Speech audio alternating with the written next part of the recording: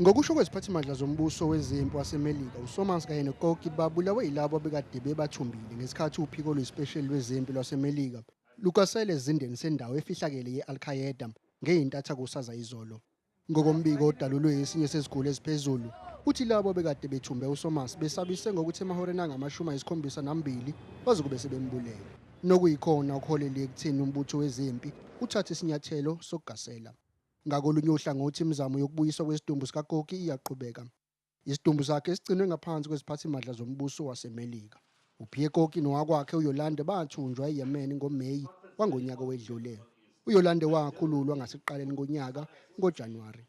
Ngokwenhlangano esebenza ngokuzimela ehlinzeka ngosizo iGift of the Givers, uKoki bekufanele akhululwe namhlanje. Unkosikazi wakhe uYolande ubilungiselela ukuhlangana nomyeni wakhe eTurkey ngesikhathi ethola ngezindaba zokubulawa kwakhe.